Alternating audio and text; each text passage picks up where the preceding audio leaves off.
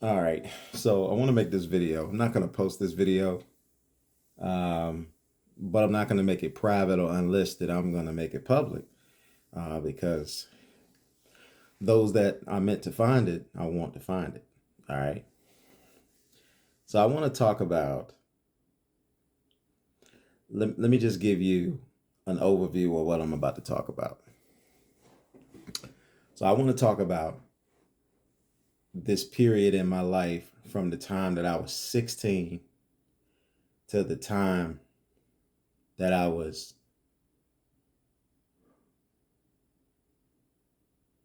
say,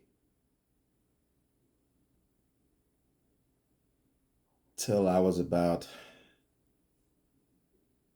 22, 24. All right. So this is first of all, shout out to Ahmad Williams, author. Uh, some of the books he wrote was How Did I Get Here by Ahmad Williams. Uh, Why Am I Still Here? I think that's another one of his books. He wrote a series of books on this particular woman that he had this experience with. And he kind of did like the Taye Diggs thing, right? Where you ever saw that movie Best Man when he wrote about what really happened with him and his crew, but he used fictitious names. So he did that. So, and this was in the early stages of his writing career. He turned his pain into profit. Okay. So if you remember that movie, what's that movie called? Stomp the Yard. And you heard Neo always talk about, I think he was saying in that movie, always talking about turning pain into profit. So really good there. Hold on just a second.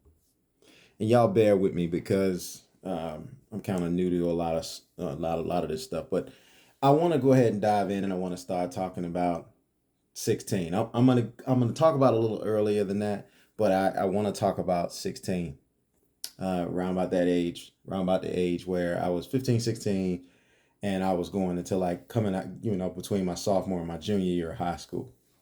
So let me give you a backdrop about me. So anybody that knows me knows that I love basketball. Like basketball, I was crazy about basketball. Now, I grew up to be 6'2", but I didn't get an opportunity to be 6'6", 6'8", and I always wanted to be 6'6" because I felt like that was the quintessential height to get to because of Michael Jordan. So I wanted to be 6'6". But undoubtedly now I'm a LeBron James fan. So if you ask me who's better between him and Mike, I'm gonna say LeBron James. Uh, Period. So basketball was my love.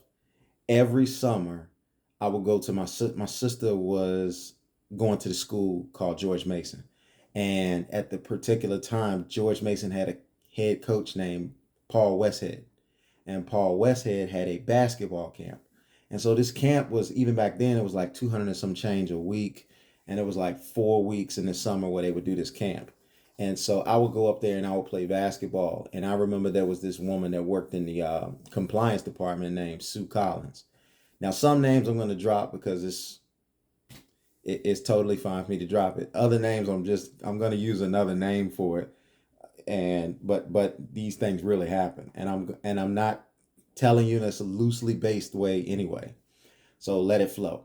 All right, so so there was Paul Westhead, and then there was this dude named Michael Cooney.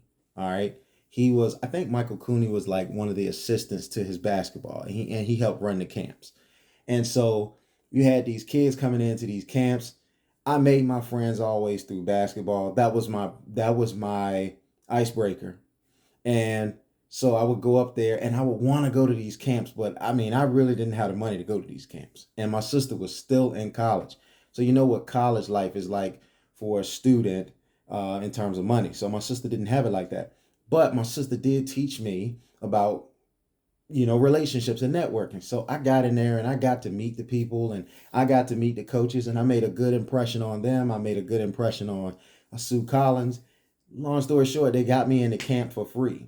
And I could go to all four of the camps every week of the summers. And this started, man, I think I was like 8 or 9 years old when I started going to these camps. So I would just go to these camps and I would compete, and I would make friendships, make friendships, and I was compete. So that's how it was. And I developed my skill set with going to that camp. And all of my friends knew me dribbling this green and yellow basketball everywhere because I got one every week from camp. They gave the campers a basketball every week. So I would look forward that my whole life mission was for 4 weeks in the summer to go up there and stay with my sister because I was going up there and I was going to play basketball. And that's all I wanted to do. I went to sleep dreaming about basketball. I know guys grow up and they have this young period in their life where they're really chasing girls or whatever the case may be. I like girls, but I wasn't thinking about them more than I was thinking about basketball. All I was thinking about was basketball, and I wanted to just become a NBA player in basketball. And I just knew nobody was going to outwork me. So I mean, I would do my thing even when I was young. I would shoot like 600, 700 shots, and then I ended up working my way up to like 1,500, 1,600 shots a day. And I was working on my dribbles, my handles, and everything was self-taught. Okay, and I probably didn't have the greatest teachers. Okay, um, because for an example, if you guys remember this cat named Michael Adams, he used to shoot the ball. He could shoot, but he had this double pump shot. And so my shot I developed because he came to our camp and he was talking to the campers, and I saw how he was shooting. I don't know why, but I just gravitated to shooting like that. And so I had this little double pump when I jumped in the air. I jumped, double pump shot, but my shot was butter. I mean, I really just felt like, and I know, no, I wasn't on no Steph Curry stuff, but I really felt like I just couldn't miss. My confidence was supreme in my shot, and and I'll tell you how that was broken down later. But I went to that basketball camp as long as I could until I couldn't go no more. And when I went to high school, I wanted to play basketball. It did not work out for me to get myself in a position to play basketball. So my freshman and my eighth grade year, I went out for the high school basketball team JV because you when you were in the eighth grade where I was from, you could not play varsity. So I went out for the team eighth grade year and I made the team. I had no doubt I was going to make the team. It was a formality, but I wasn't telling everybody I was going to make the team. It just had this supreme confidence that I was going to make the team. Um, so I made the team, but I rode the pine.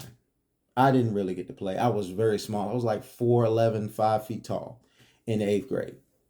So then between the ninth grade and the 12th grade, that's when I grew to be like 6'1". So I grew a whole 13 inches in a 4 year period. And I like to think this, but I think the reason that I stopped growing like that was because I stopped playing basketball. I think basketball just helps you grow. That's why you see a lot of guys in the NBA that are tall, if that's what they're focused on. So, so ninth and 10th grade year, I played basketball, JV as well. Okay, and I was playing at Churchland High School. I wasn't getting any burn. I wasn't getting any play out there. And a lot of it had to do with the confidence that I had, that I didn't have in myself. So I had confidence to make the team. But when I got around to other players, I didn't have the confidence to move forward and do the things that I knew that I should do out on the court because I was afraid that I was going to upset the coaches and not play. But that actually kept me from playing. So it started getting real bad in our area. Okay, so during this time when I was at Churchland High School, there's a lot of fights. A lot of a lot. We had a lot of projects that were competing with each other for who was the best projects. I know it sounds stupid, but this is what was going on. This project, and I'm not going to name any names. Some of those projects are taken down now. Still not going to name any names. But this project didn't like that project, and that project didn't like this project.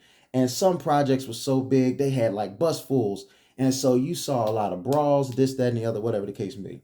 But anybody from the hood will tell you, anybody that grows up in the hood, I won't say anybody, but a lot of people will tell you that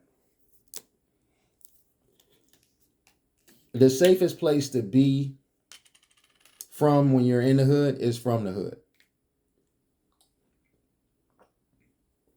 It's not like that now, but at that time, that's what it felt like. So there was killing going on around me. There was shooting going on around me. There was fights going on, brawls. People were getting jumped, stuff like that. And I didn't run to those things like, oh, let me see people fight because I hated that. But it didn't bother me from showing up to school and doing my thing every day because I knew I wasn't a problem. I wasn't a problem to nobody. I wasn't causing any problem to nobody. And that worked for me. Maybe it was by you know, maybe it was favor or whatever the case may be, but that worked for me. But it didn't sit well for my mom. So my mom was very up in arms about what was going on in the community. So my mom and my sister talked and they worked out. So I go and stay with my sister. All right. They felt like it was the best chance. And my sister stayed up in the DMV area, the DC, Maryland, and Virginia area, up there in Herndon High School. And so when I went up to Herndon High School, it was at that particular time, it was a cultural shock for me. Because when I grew up in Churchland, you saw black kids, you saw white kids, but then you saw sprinkles of other ethnicities, but nothing to make you pay attention to them, right? Like a movement or something of them. They just typically, if you weren't black or you weren't white, you gravitated to some group of people, whether they were white or black, but you didn't have segregation going on at our school either because the white kids was cool with the black kids, and it wasn't no problems like that. I didn't see racism like that in high school. I knew it was around, I knew it was available, and it was available at other places, but at my high school, it wasn't even like that. Like we got in, like it was like love walking past them. Everybody's cliquish, but that's what it was. So I ended up moving to Northern Virginia at Herndon High School, and I went out for the team. So I'm going up there my junior year. So I'm excited because every year I go up to stay with my sister for 4 weeks at least, plus some, because of this basketball camp. And now I'm getting an opportunity to do it year round for my junior and my senior year. So all I'm thinking about is basketball. I have no thought of anything else. But when I went out for the basketball team was already good. I'm not going to get into specifics, but I know, let's just put it this way. My team went 28-0 before we lost my junior year. So that's what we were doing. And we would get national recognition. I made the team. I rode the bench. And true story, I made the team. And when I made the team, we had we had these jerseys, right? And on one side it was white, and on the other side it was red. All right. And so I believe the starters wore red. And then everybody else wore white.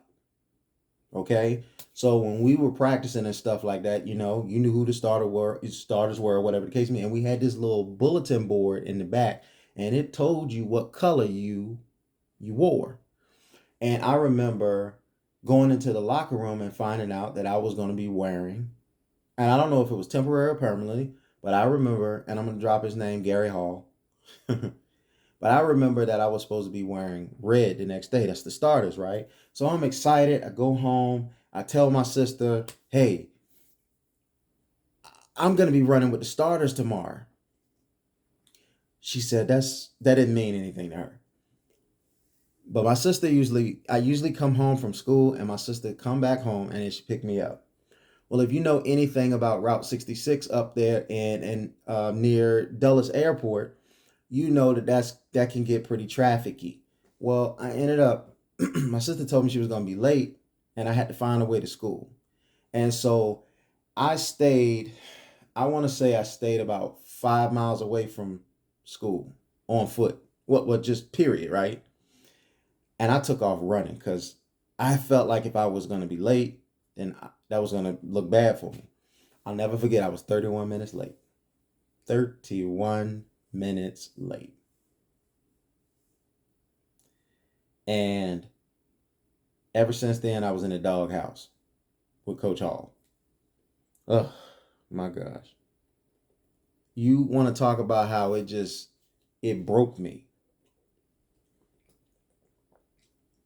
Plus, I knew how to talk, but I didn't know how to speak. So I had a very distinct vernacular when I was speaking, and sometimes what I would say would be inappropriate. Like I used to say baby after everything. So if I was talking to you, I'd be like, hey baby, what's going on, baby? How you doing, baby? And then one time I was in practice and we was running a fast break. Okay. And I went behind my back this way. Allen Iverson had this move where he crossed over. Well, at least I saw him. He had this move where he would go behind his back. He would go behind his back this way, and the ball would come that way, right? So I remember doing on a fast break, I did that real quick, and then I pat the ball over here, and my guy made a play, and everybody was in practice going off, and I remember Gary Hall. I'm saying his name on purpose, boy, because I finally got at him, and he blocked me. But Gary Hall said to me, and I'm not gonna call him coach now. So he came, and I know he's a legend, and this, that, and the other, and whatever the case may be, but I don't care. The way he did me, I mean, it still grinds my gears. You know what I'm saying? Because that's how much I love basketball. And I really felt like if I'd have had the support, I would have had a chance to develop up here, to be self-sufficient. Because my father wasn't around me. And I feel like when children don't have their fathers around them, that's a big confidence thing for them, or lack thereof, of when they don't have their father. So I'm sitting there and I'm just like, I make this play. I'm going behind my back. Now, I went behind my back with my right hand, right? And I twisted my body like this. The ball came this way. And when the ball came this way, I whipped my hand back around and I patted it like that. And it hit, I can't remember who it was. I think it was this guy named Eric. I can't remember. I want to say it was Eric. I'm not sure, but that's not even important. But when I hit the ball like that, the defender went over. He went that way, and then the ball went that way. Cleared it out for him, but it wasn't. I said Gary Hall was very militant, and he was very fundamental based, and he stopped. He blew the whistle. He was just like, "Stop doing that hot dog." Shh. That's exactly what he said. Stop doing that hot dog. Shh. And I was like, my bad, baby. I'm not your goddamn baby, And I said, I'm sorry. And then the guy started pulling me away. But I didn't mean anything. But it didn't help that I was late to practice either.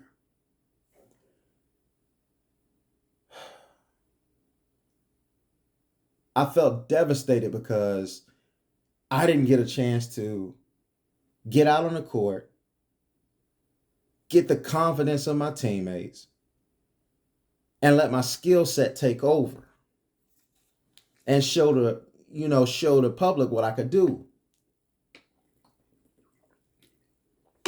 So I sat on the bench all year long.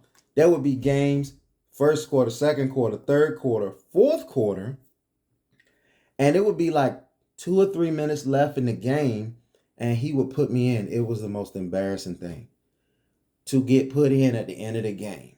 That's when you let, the last players on the team in the game. These are players that don't play, and I ain't gonna put their names out. But it was like, dang.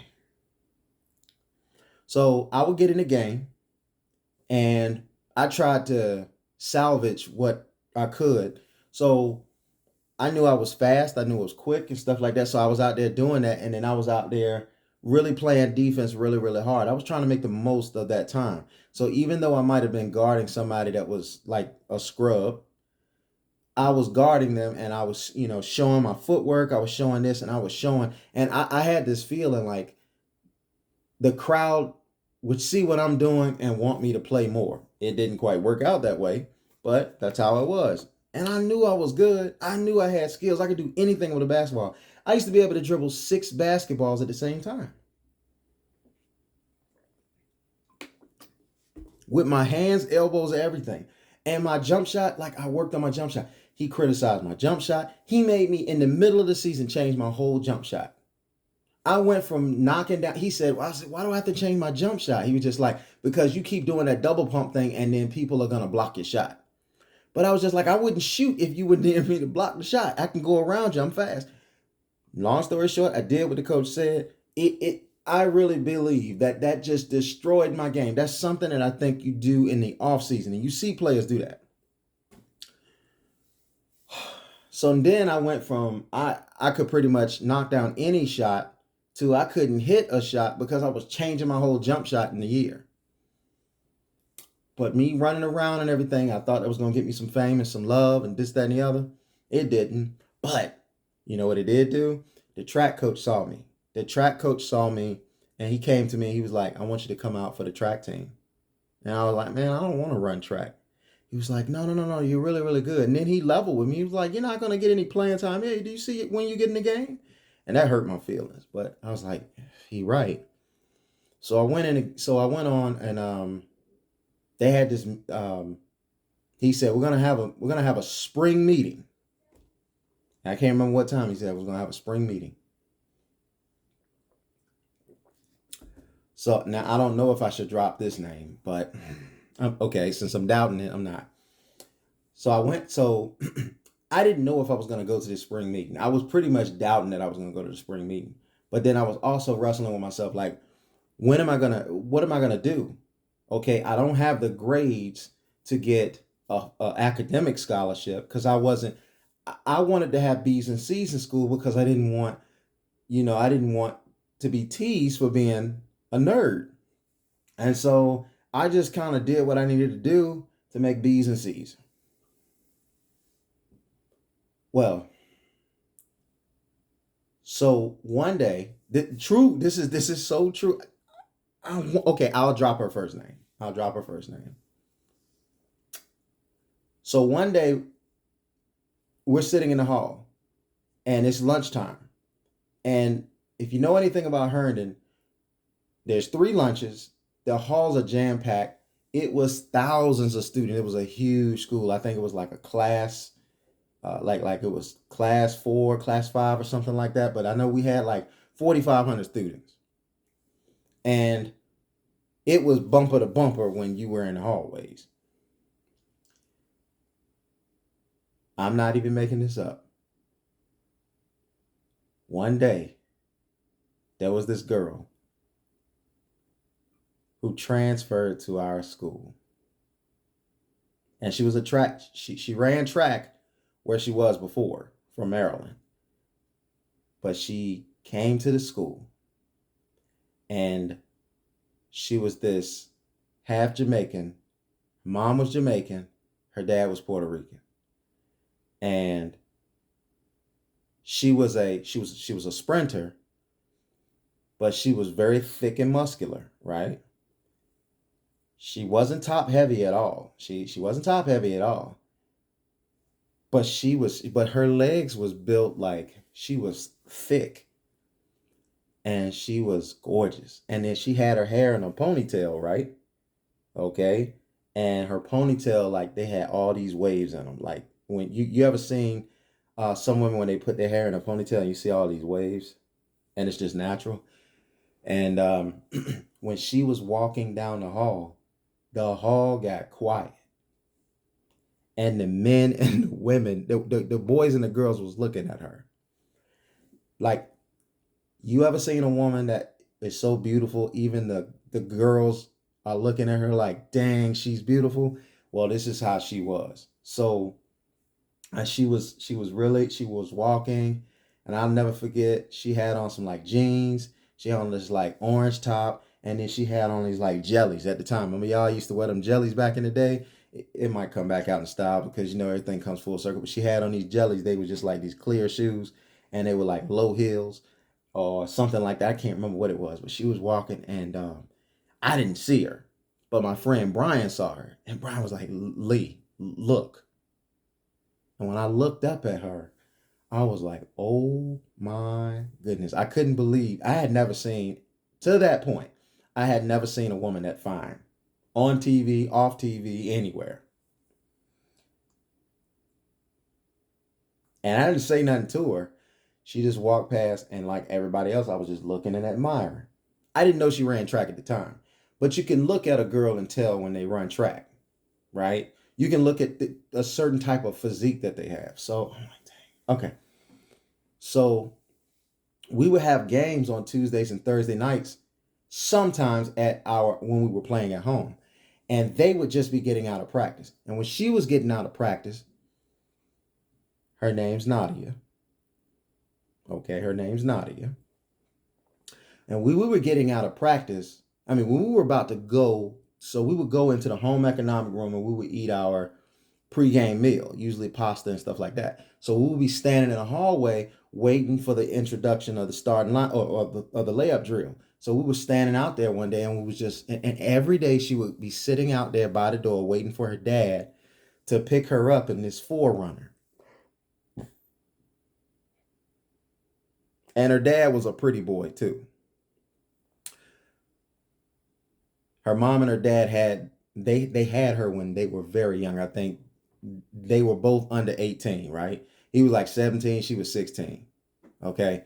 So her dad looked like he could be her brother.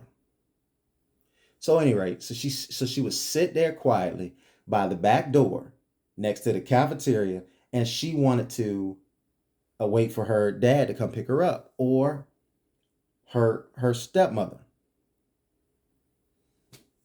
Rest in peace. But her stepmother broke us up or whatever. But still rest in peace. So I remember, I'm not gonna name names, but it was a couple of guys on the team that was just saying, yo, I'm gonna go holler at her. And I was kind of like mad, but I was just like, but they would go holler at her, and she was turning them all down. She was turning them all down. And then one day she's sitting over there and everybody's like, yo, she's stuck up. She's this, she's that. I was like, I don't think she's stuck up, y'all. I just think she don't want to talk to y'all. And they were just like, and you think she want to talk to you? I was just like, I'm gonna go see. And so they was kind of hot, they was gassing me up and everything like that. So I went over to talk to her and everything. And I told her, I said, I walked over there and I said, you okay? She's just like, yeah, just got some things on my mind. And I told her, I said, well, hello, my name is Leandre. And I was just like, listen, I know a couple of the guys came over here to talk to you to know success. I said, I don't want to waste your time, but I'd be very interested in getting to know you. And she smiled at me. And I was like, I'm in. And she was just like, well, what do you mean get to know me? I was just like, I'd like to get your number and, talk to you sometime. And she was just like, well, we'll see. I was like, what do you mean? She was just like, why don't you come out for the track team? And I said, I have been thinking about doing that. I wasn't thinking about coming out of the track team. I was already wrestling with not doing it in my head. But when she said, why don't you come out for the track team? I was just like, yeah, I'm coming out for the track team. So when they had that meeting, I was there. When I came to that meeting, she was there. And she was sitting by herself. I said, why are you sitting by yourself? She's just like, I haven't made any friends yet. No one seems to really, I'm not really vibing with anyone. So I was just like, okay, well, talk to you later. And I went to go sit in a chair, and I had a chair in front of me between my legs that I was leaned over like this. She came over there and she sat in the chair where I was. I said, what are you doing? She was just like, I wanted to sit right here so I could see the coach.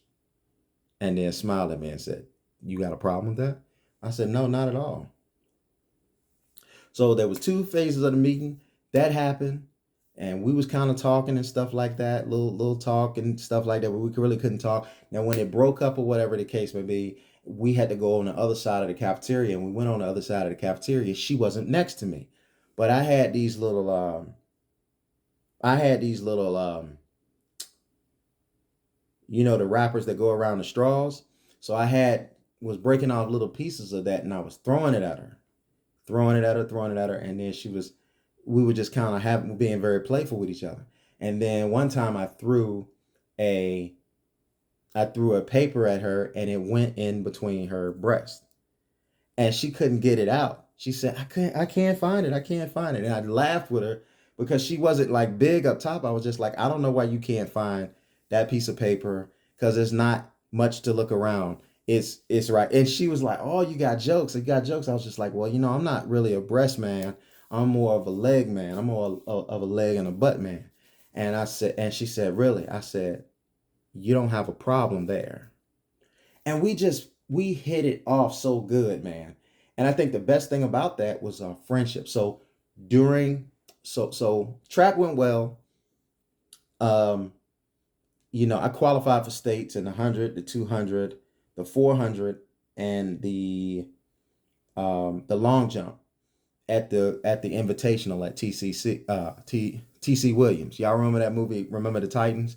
That's about TC Williams. We had the invitational there. So I really didn't take track serious. I would just show up to track and I would just do really good. And then the coach said that to me. And so the coach didn't even give me a hard time about practice. He said one day, like, you don't even need to come to practice, just show up to the meet. And I was like, I took that literally.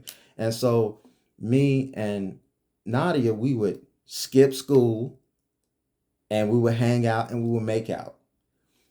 We would skip practice or come to practice late because we just couldn't get enough of being around each other.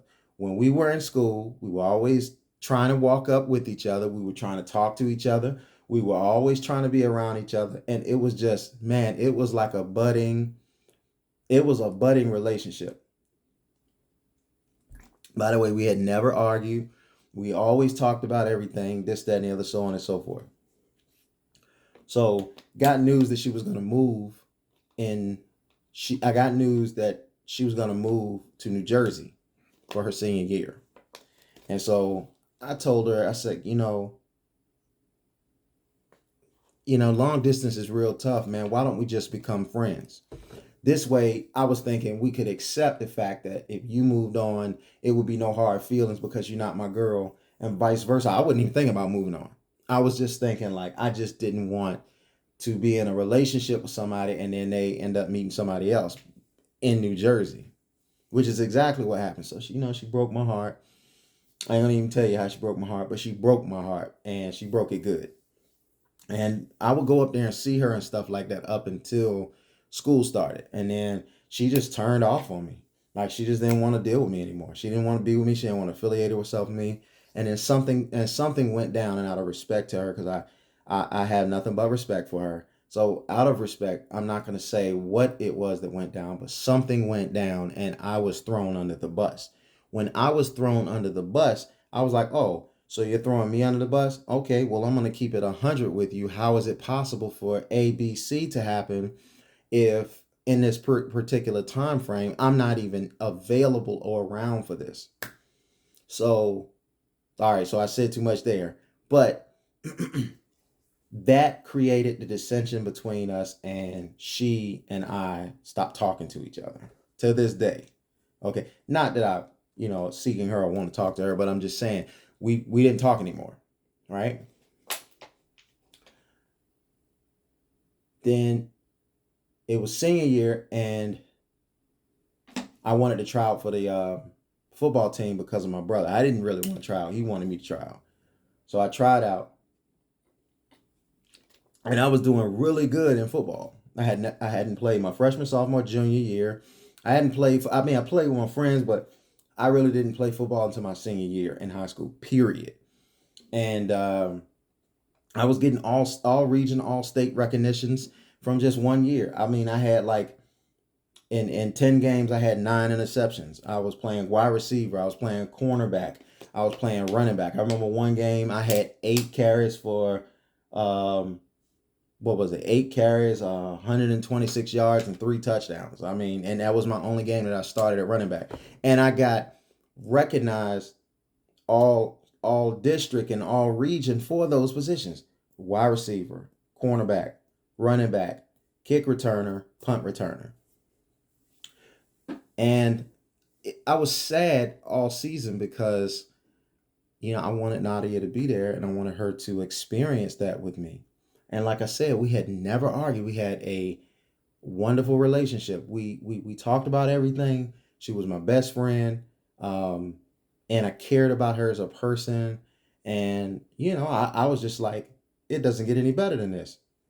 But clearly, that wasn't the same feeling. So So what ended up happening after that was um I I was getting looks from Division 1 programs and other programs. At the time we called it Division 1. That was the top level in college. So the two colleges that were looking at me when I was in high school was Wake Forest. Well, the three colleges that were looking at me in high school was Wake Forest, Maryland, and Michigan State. And I remember Coach Kennedy was at Wake Forest, and I really was leaning to go to Wake Forest because my brother lived in Winston-Salem, North Carolina. So I was like, yo, I'm going to Wake Forest. So, but who was the coach at Wake Forest at the time? Jim Caldwell. Jim Caldwell, who, he later coached the Indianapolis Colts. He later coached the Detroit Lions. Jim Caldwell wanted me to come to Wake Forest. And it was a small school, but I wanted to major in business, and Wake Forest had a great business school.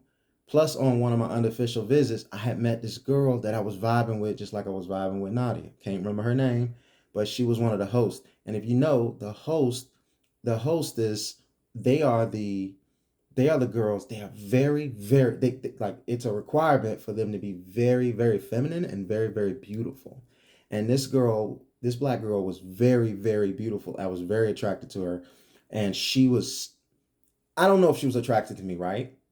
But she seemed like she was attracted to me. But then again, she was a hostess. So let's not kid ourselves. She could have just been being nice to me.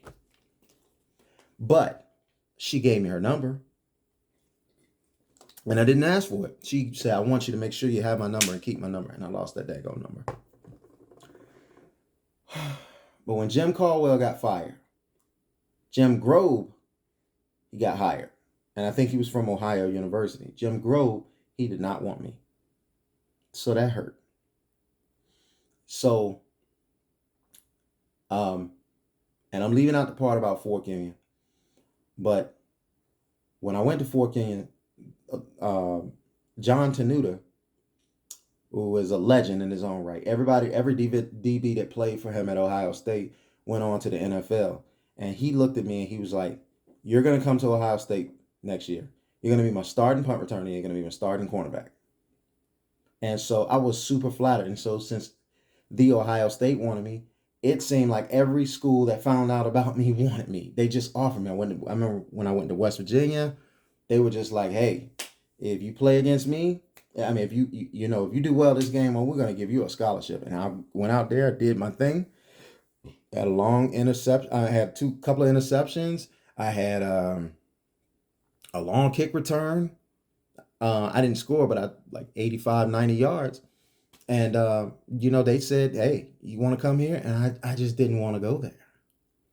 But let me tell you something about West Virginia. You have this preconceived notion of West Virginia, but the school is like, it's a party school. It's a beautiful campus. It's a great place to play and be. But I was just like, I don't want to do that.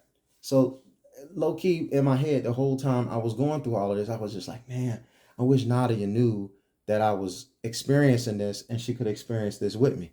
Because I don't know about anybody else, but when you're experiencing something great, okay, you don't want to experience that by yourself. You want to share that experience, but not just with anybody. You want to share it with the most meaningful person. And of course, you got your family and stuff like that, but I'm telling you, this girl Nadia was very meaningful to me, and I really cared about. I cared about her existence in its totality. And this was like my first real girlfriend too, right? And I told you I didn't have a lot of experiences with girls. I mean, I had an experience in 10th grade with this girl named Dakita, but Dakita, she occupied my time, but she was never interested in me. It was weird. It was weird vibes. She acted like she wanted to be my girlfriend, but years later, she was just like, you was just a cool guy. She could have been blowing smoke then or now. I don't know, but it doesn't matter. But I was crazy about her too. But I wasn't even in we didn't have intercourse or anything like that because I wasn't even thinking about that. I was just late to that. So so I was starting to come to the point where I was just like, well, this ain't gonna happen for me. My friend is not going to call me. She's not going to do this for me. So then that's really when I went to Fort Union. Well, when I started getting over her, because I didn't get over her before then. And after that, so speeding up. So I went to Fort Union, and then I played with some amazing people at Fort Union. And one of the coaches there, Coach Latrell Scott, okay, he later went on to become the head coach at Hampton University. At the time, he was just like a wide receivers coach. And so I was the only one on the team that I played offense and defense at Fort Union. And we had stars, we had studs, but I was playing kick return, punt return. I was playing wide receiver, I was playing defensive back. Later on in the year, I settled on defensive back because we had Marcus Hagans. If y'all know who that is, that was the star quarterback at Hampton High School, and he was supposed to sign with Indiana, but he ended up going to UVA, and I think he's a coach at UVA, if I'm not mistaken. Last I checked, but he started returning punts, and so we shared those responsibilities back there, and then kick returns. I was definitely the kick returner, and then Marcus could do a little bit of everything, but we had Christian Montaliano. we had Stacy Tutt, and we had Stacy Tutt ended up playing for the New York Jets in the NFL as a fullback, but Stacy Tutt was a banging quarterback. Christian Montaliano, I can't remember where he went, but he was like the pretty boy. He was a traditional kind of quarterback and stuff like that. And then Marcus Hagans came in there later, and he was just undeniably the best. I mean, even though he was shorter, Marcus Hagans, like two of my hands was his hand, but he was like 5'10". But he had came right after Ronald Curry, and if you don't know who Ronald Curry is, shame on you. He was National Player of the Year in basketball and National Player of the Year in football, and he had like a 3 point some GPA. I mean, he had the whole thing working, and he ended up playing wide receiver for the Raiders, and he did some things, man. But he was. Let me just say this: y'all think Michael Vick was bad? It was Ronald Curry, then Michael Vick. Straight up. The downside to Ronald Curry, and Ronald Curry went to North Carolina. He was going to go to UVA too, but he ended up going to North Carolina. He had so many daggone offensive coordinators. NFL really didn't get to see how special he was. I feel like it was the scouts' fault for not seeing Ronald Curry, because Ronald Curry could have been the greatest quarterback of all time, and I'm telling you, he could have been the greatest quarterback of all time if somebody would have just said play quarterback. Okay, all right, so I'm getting off base. So after I went to Fort Union, I ended up going to the Ohio State. Now, I love the Ohio State. Ohio State is my passion. Ohio State is my heart. And I know that things didn't work out the way I wanted them to work out at Ohio State. And I'm going to tell you a large reason why before I get into it. But Ohio, let's make no mistake. I bleed scarlet and gray. But I think for somebody like me, who is very much so a novice to the sport of football in terms of rules, regulations, disciplines, and things of that nature, I probably would have been better served going to a school like Wake Forest, not competing for championships, so that I could have gotten repetitions in practice to develop into a better player. But like I said, the reason I didn't go to Wake Forest, and if Wake Forest would have still offered me, and the Ohio State would have offered me, I would have went to Wake Forest for a couple of reasons. Number one, I had my brother down there. I was crazy about my brother. My big brother was my idol growing up. So I was crazy about my big brother, and I wanted to be near my big brother. So I would have went there hands down. But Grove didn't want me. But I was grateful that Ohio State offered me. And I did some crazy stuff to get them to offer me because it was a late offer. It was like 3 weeks before camp started. And they offered me a full scholarship. I think part of the reason they offered me the scholarship is because they had a scholarship available to give away. Um, and I did some legendary things in videos. Like I was throwing football. You see videos where people throw a football down the field and go catch it. I was doing stuff like that. And I mean that wasn't really as popular to see, but I was doing those types of things and they were impressed by that. They were impressed. I think I got that scholarship because of my ball skills. And Sue Collins, she helped me get eligible because there was some issues with my eligibility to go to college. So rest in peace, Sue Bird. I mean, not Sue Bird. Rest in peace, Sue Collins. But Sue Collins was like, she loved me and I loved her. But like I said, if Ohio State at this particular point, because of the stunt that I pulled leaving Fork Union, Coach D'Antonio and Coach Mel Tucker, if you don't know who that is, D'Antonio, he coached at Cincinnati, and then he went to Michigan State, and then they went to the college playoff before, and now Coach Tucker, who was my position coach, he's now the head coach at Michigan State. He's doing amazing things. Now Coach Tucker, he made my life a living, you know what, but you can't argue with his results. Now, why was he so on me or whatever the case may be? I don't know, but I can't say that he didn't want me to turn out to be the best that I could be. But I think me not knowing a lot about football, he wasn't as patient with me about those things. And he had other options. He had Mike Doss. Mike Doss was a three-time All-American. I wasn't taking that spot.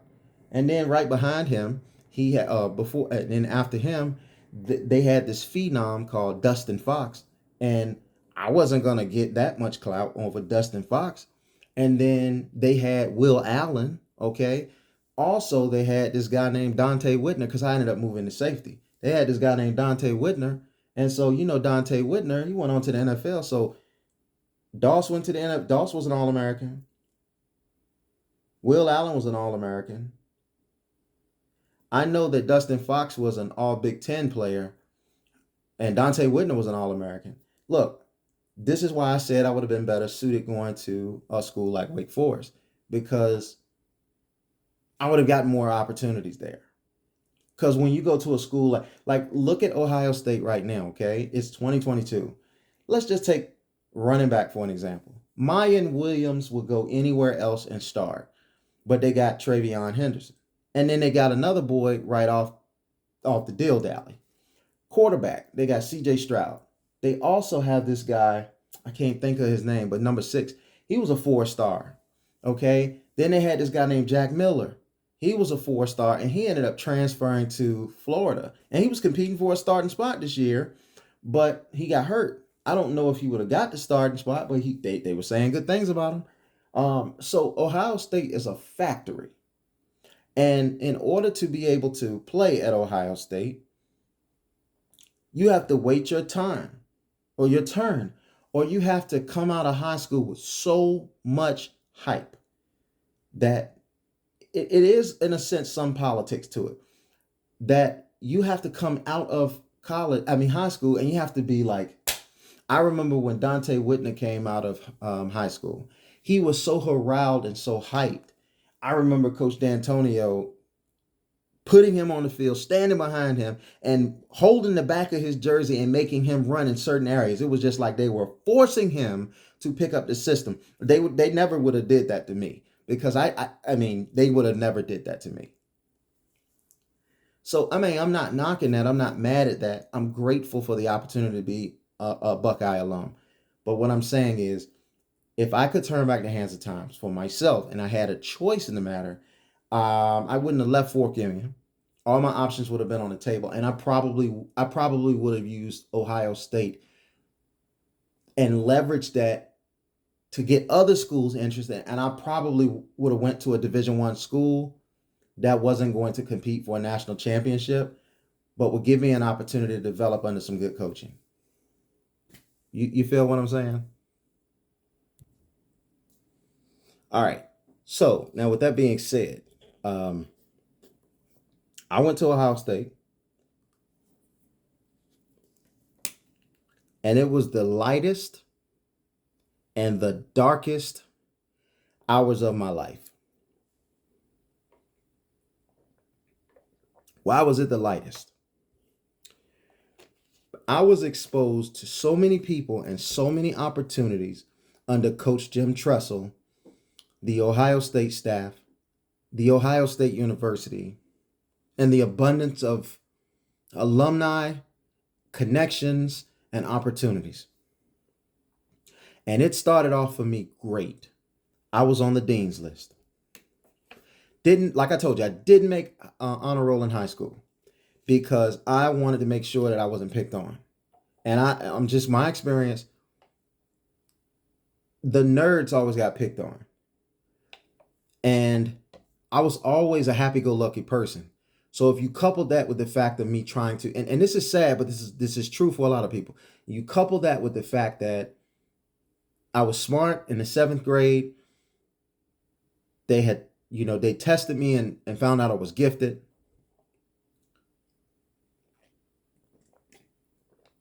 I wanted to suppress that because the last thing I wanted was my peers thinking that I'm better than them. And that's so sad. But that's where I was. That's where I needed guidance. And my mom, she would scratch her head. She's like, I don't understand. Why are you struggling in this subject? You know this stuff, Leandre. But the reality of the situation is I just wanted to be, I didn't want to fit in. I didn't want to fit in with the crowd, but I guess what I'm trying to say is I didn't want to do that because I was hanging with the boys because I have like a kind of a Sigma mentality about me. I don't really care about being king or the hierarchy, or I don't care about none of that. I don't care about being the top dog, but I am an alpha dog, but I'm a lone wolf. As social as I can be, I'm really a lone wolf and I do things better by myself. It's just what it is. But when I got to college, at that particular time, I also thought too, when I was in high school, this stuff that they're teaching us, what are we going to use this in the world for? We're not going to use this in the world. Like, to be honest, I don't know why you need to do or understand more than PEMDAS. Okay? That's parentheses, equations, multiplication, division, addition, and subtraction. I don't know why you need more than that. Logarithms, Pythagorean theorems, the Pythagorean theorem, all that other stuff like that. I don't even know what you need that for. I haven't encountered a situation where I needed that in my life. I think you need to know how to read. You need to know how to write. You need to know how to use computers. You need to know history. You do need to understand science. And I think, did I say math? You need the core stuff. But after that, my experience, and I'm 40 years old, I've never had to use that other stuff. Never had to use that other stuff. That's when I think it gets real Ponzi scheme-like. And that's where I think it's a money thing. Because you go to college and you have to study for in most colleges, you have to study for 2 years before you can get in your major. So you're taking these general electives and stuff like that. And it's just like, what are you using this for stuff for? I understand statistics. I understand the need for economics. I understand there is reason for a lot of subjects. But there are certain things I don't understand. Matter of fact, I'm gonna go. I'm gonna double back on statistics. I don't even think you need that. But to each his own. Maybe if you get into a particular field, yes. But like I said, you should be taught what you are going to use. If you're not going to use it, you shouldn't be taught it. But I digress. So I want to cut this off before the 1 hour mark because this is going to be part one. I've told you what I wanted to tell you about my high school, okay, and I told you about the leading up to college, and this is where I want to cut the video off. All right, so I'm going to cut the video off. This is part one. For part two, stay tuned.